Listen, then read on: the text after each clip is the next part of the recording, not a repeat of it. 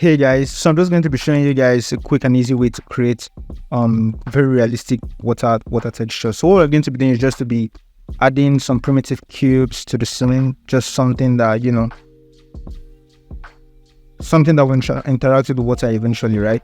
So we're just going to be adding random cubes, just objects that we can have some below the water and some above the water, so you can actually see what this water texture is doing, because it's amazing, right? I think these are good. What I'm going to do next is just quickly texture them. What I'm going to use a brick texture. I'm sorry guys, I'm speeding through this because I want to do this in 5 minutes, right? So we have this. I'll quickly change to the render view, introduce an HDRI so that you can see what we're doing. So we have the brick texture, right? I like what this is looking like, but we need to make sure that the texture is mapped correctly on the mesh. And with our Ctrl T, we can add these nodes. I think it should be the UV. Yeah, UV. So once we have that set up, we can quickly link the other mesh to this, and we have those linked to the texture that we just created. Now, the water body we're going to be creating today there's no simulation. It's just going to be a mesh that's looking like a body of water, and it's going to be really realistic. So what we're going to be doing, we're going to be using this mesh to create the body of water, right? And this is it. Some are going to be submerged, like this is going to be submerged, but I want this to poke out of the water so we can see what is actually happening. Let this go above the water a bit. Now, most times whenever people create water, this is what they do. They just add the principal BSDF texture, run, they have a noise node, and they turn on the transmission. Now, turning up the transmission, yes, it looks like it's a surface of water, right?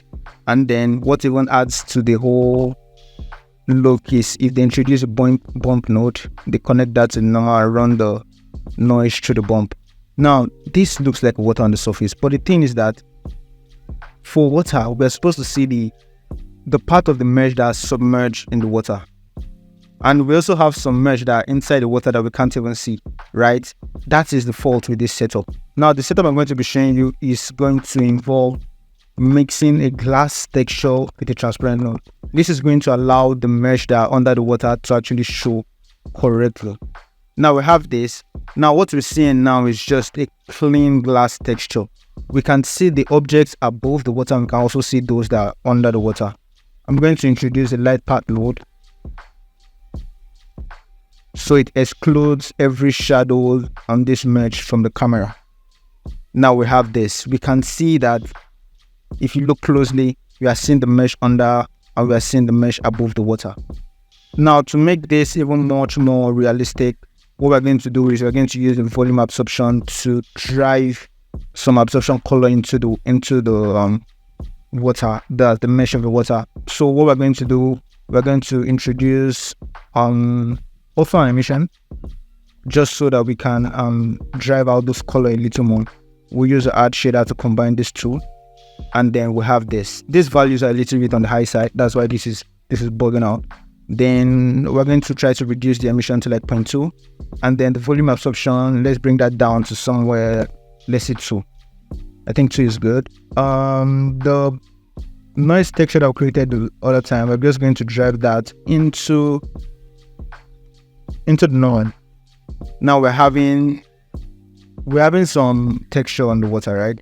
It's a little too much. I was just going to get back to that, but what I want to make sure that I capture is the color. We're going to use one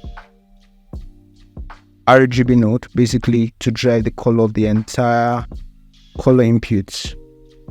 So this one color node is going to be operating all these color inputs except that of the transparent. I want that to be inherited from the environment lighting and all of that. So I'm just going to create water texture that's close. Okay, this is close. This is really good.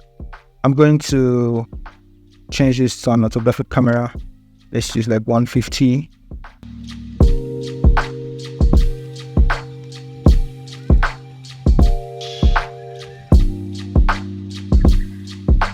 I think we're good. I will just scale this water edits.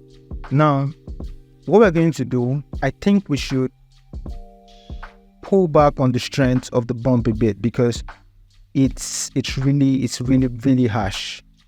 That's the bump.